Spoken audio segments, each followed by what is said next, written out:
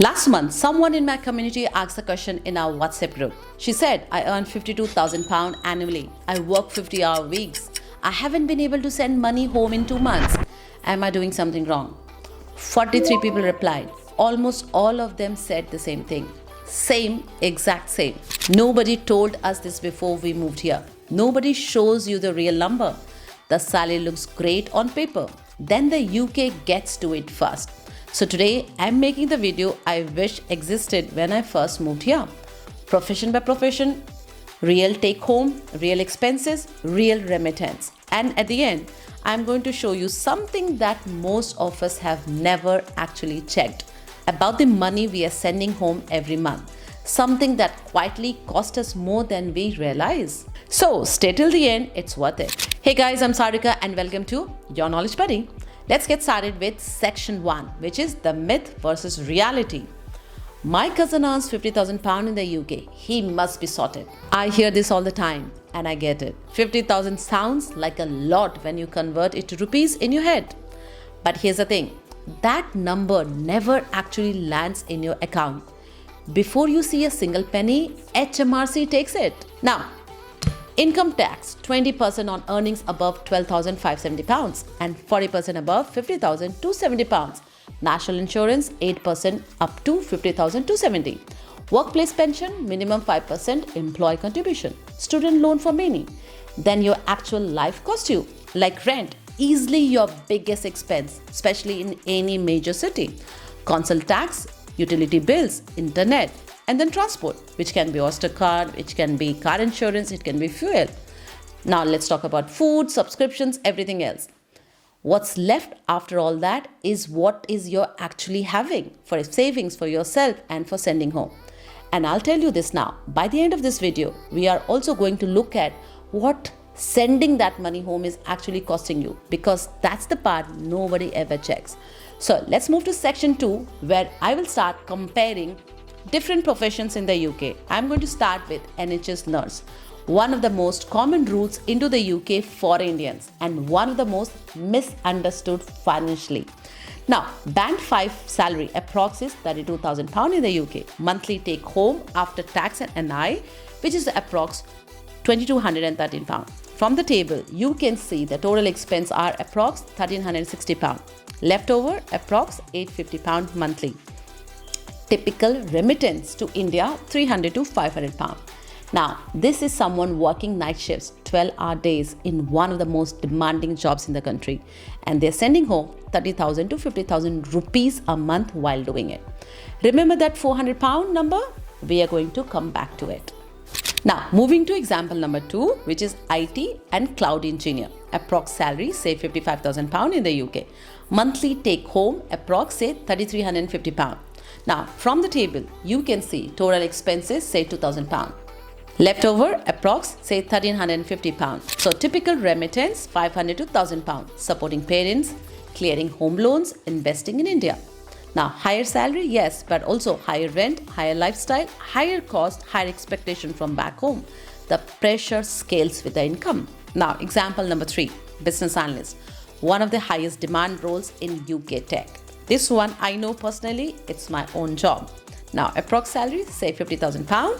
Now, take home, approx say £3,130. Now, from the table, you can see the expenses. Total expense, say £1,850. So, leftover, approx £1,280 per month. Now, typical remittance to India, £500 to £900. A lot of BAs I know split this between family support and SIPs or property down payments back home. Now, example number 4, accountant. On paper, the salary is lower than the IT engineer, say approx £45,000. Take home approx £2,850 per month. Now, from the table, you can see the total expenses £1,660. Leftover approx say £1,190 per month. But here's the thing, because accountants understand tax structuring, many are more efficient with what they send home. They're not sending more. They're making it to go further. NRE accounts, smart timing, or transfers understanding DTA. The salary is lower. but the financial literacy is higher.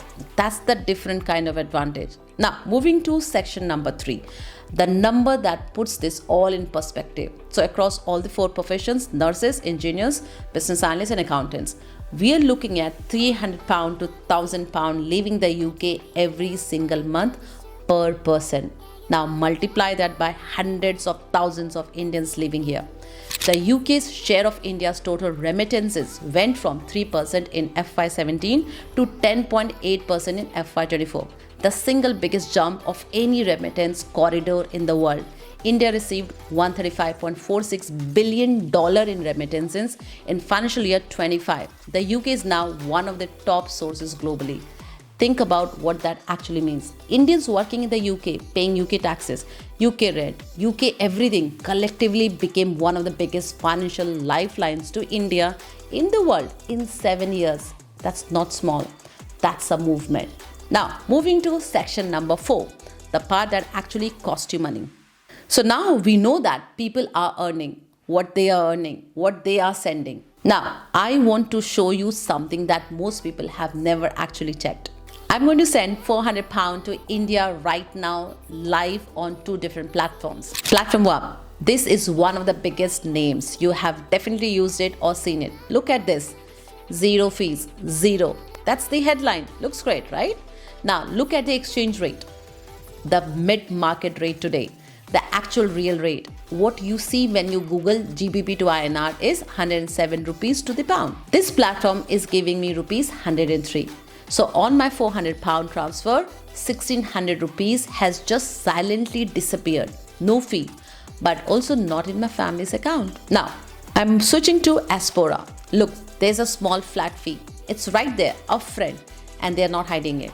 But the exchange rate, mid-market, the real rate. Platform A, 0 fee, 41,200 rupees received. Aspora, transparent fee, 42,560 rupees received. 1,360 rupees more every month just by checking where the fee actually hides. Over a year, that's over 16,000 rupees going to your family or quietly going to a platform's margin. That's your choice. The fee is never where they tell you it is. It is in the exchange rate.